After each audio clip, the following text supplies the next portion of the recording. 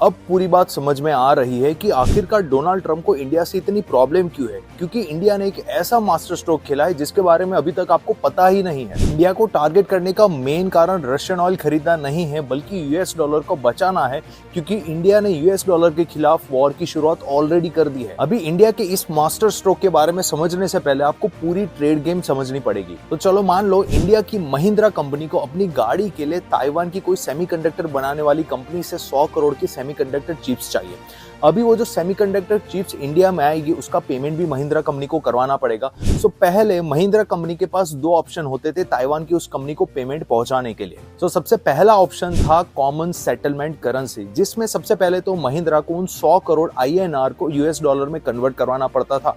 उसके बाद उन यूएस डॉलर को महिंद्रा को अपनी बैंक में डिपॉजिट करवाना पड़ता था। उसके बाद वो बैंक ताइवान की किसी बैंक में उस यूएस डॉलर को ट्रांसफर करती, फिर ताइवान की बैंक उस यूएस डॉलर को वहां की लोकल करेंसी में कन्वर्ट करके वहां का जो भी वेंडर था उसे वो पैसा दे देती। एंड दूसरा ऑप्शन था स्विफ्ट नेटवर्क का, जिसमें इंडियन बैंक अपना अकाउंट ताइवान की किसी बैंक में ओपन करती, जिसे नॉस्ट्रो अकाउंट बोला जाता था।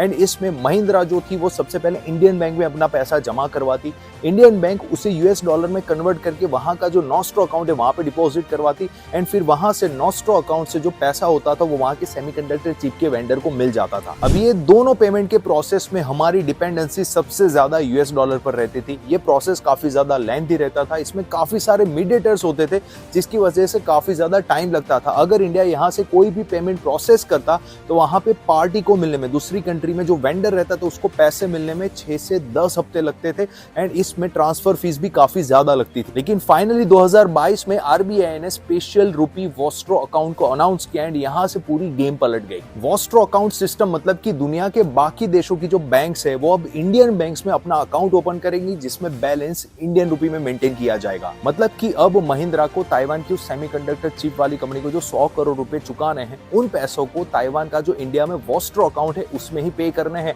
एंड वहां पे जो ताइवान बैंक है वो लोकल करेंसी में वहां के वेंडर को पैसे चुका देगी।